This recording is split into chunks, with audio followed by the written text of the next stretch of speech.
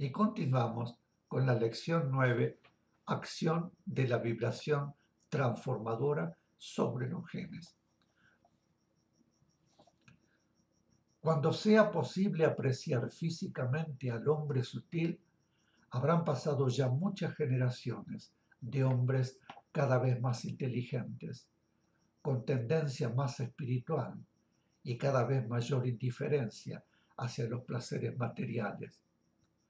Así como al nacer, el humano actual no se diferenciaba externamente del animal.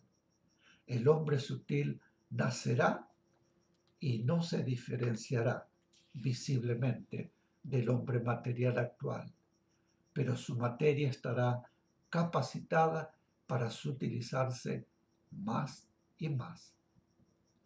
A la par, se irán sutilizando también el propio planeta y su naturaleza. Se irán transformando y sutilizando el arte, y en la vida humana las inclinaciones, las sensaciones, los sentimientos y los pensamientos. Todo será cada vez más sutil, hasta que desaparecerá el aspecto material actual. Entonces, nuestro planeta integrará un plano distinto, más sutil.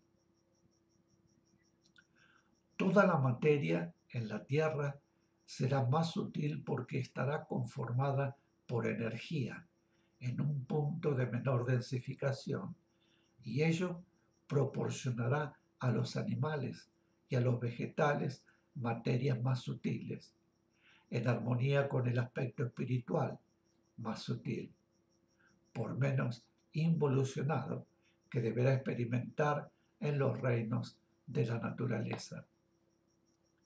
Pregunta: ¿por qué la especie humana se encuentra en este momento evolutivo en su punto máximo de evolución física? Explicación: porque el actual momento evolutivo en nuestro mundo reclama ya una nueva forma humana que pueda servir para la expresión y experiencia en él de seres en un punto de progreso evolutivo más avanzado que el punto máximo que le es posible expresar a la actual forma humana.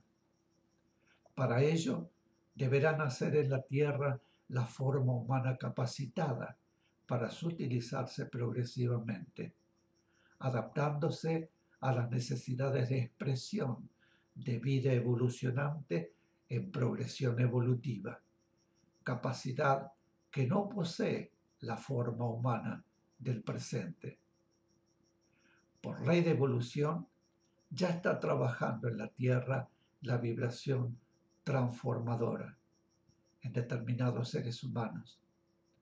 Los efectos de su acción no serán perceptibles en los primeros seres de la nueva raza humana que producirá y que será el hombre sutil, pero en el transcurso, en el tiempo de la nueva etapa evolutiva, la etapa evolutiva propiamente dicha, que ahora comienza en este planeta, la forma humana logrará su máxima sutilización.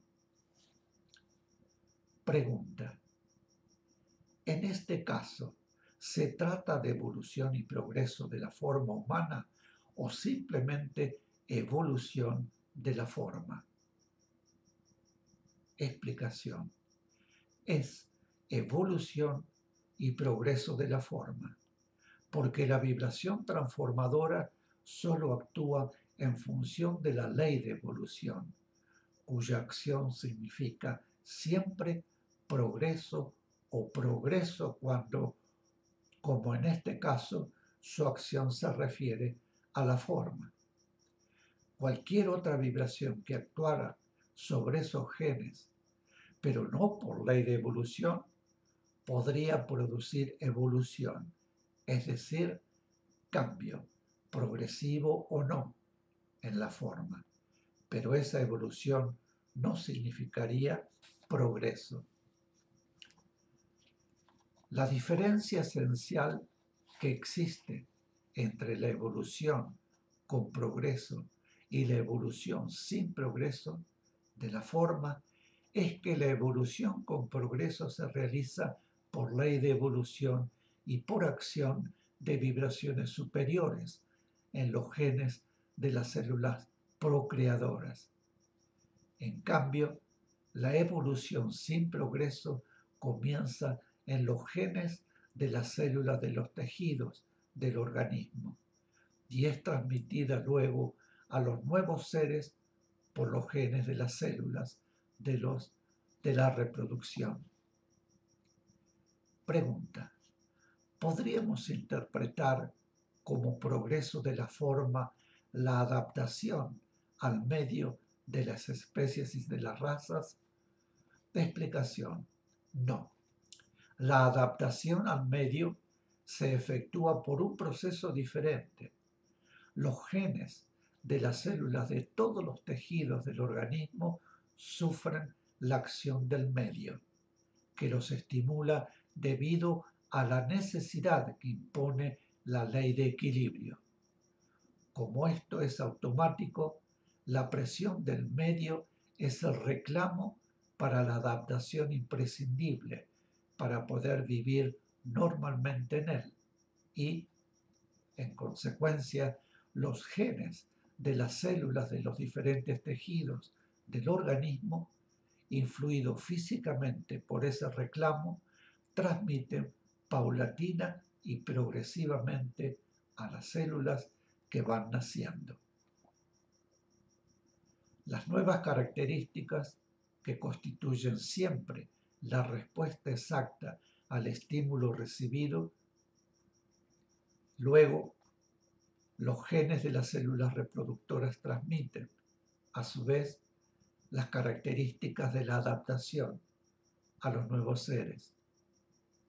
Esa evolución de la forma puede originar el nacimiento de nuevas especies o de nuevas razas, que no son inferiores ni superiores, sino paralelas. Y el progreso, que por ley de evolución corresponde a su forma, podrá realizarse mediante los estímulos correspondientes en una o en varias de esas especies o razas paralelas, mientras otras de esas especies o razas paralelas permanecen sin progresar o, por causas diferentes, llegan a extinguirse. Pregunta: ¿qué debemos entender por máxima sutilización de la forma? Explicación: es el punto después del cual la forma deja de ser tal. La vida no evolucionante está siempre como instrumento al servicio de la vida evolucionante. Resulta fácil comprender este servicio en un mundo en que, como en el nuestro, la diferencia entre lo espiritual y lo físico puede apreciarse sin dificultad. Pero a medida que el aspecto espiritual va evolucionando y acercándose más y más a la reintegración, es decir, a su estado puro, la forma que utiliza es cada vez más sutil, hasta que llega el momento en que la vida evolucionante, por ley de evolución, no requiere forma para trabajar, porque su trabajo tiene un aspecto muy distinto y no necesita ya realizarlo en mundos de forma. Para ello deben haber sido logrados los aspectos determinados por la ley de evolución, para que se produzca la sutilización progresiva de la materia en adaptación a la vida evolucionante, en vibración cada vez más sutil, que debe utilizarla hasta llegar al punto en que la vida evolucionante no requiere ya para su acción forma material alguna, sino energía. En ese punto de evolución, la vida evolucionante necesita también la energía, vida no evolucionante, que en los mundos de forma utiliza condensada, pero que en los planos espirituales en los que entonces trabaja, utiliza como energía pura. Significa esto que la energía o vida no evolucionante que evoluciona, es decir, que es susceptible de densificarse y luego sutilizarse, es siempre el instrumento de la vida evolucionante. Por eso se dice que el aspecto de vida no evolucionante acompaña y sirve a la vida evolucionante. Ello no significa absolutamente que vida evolucionante sea un aspecto jerárquico en relación con vida no evolucionante, sino que existe perfecta identificación entre vida evolucionante y vida no evolucionante que le sirve. Cuando alcanzado ya ese punto, la vida evolucionante y no evolucionante actúa en planos espirituales. La energía que puede evolucionar, o mejor dicho, involucionar descendiendo hasta la condensación, transmite a aquellos puntos ubicados lógicamente en planos inferiores que las reclaman las vibraciones de respuesta de la vida evolucionante determinadas por la ley. Por lo tanto, la vida no evolucionante que evoluciona,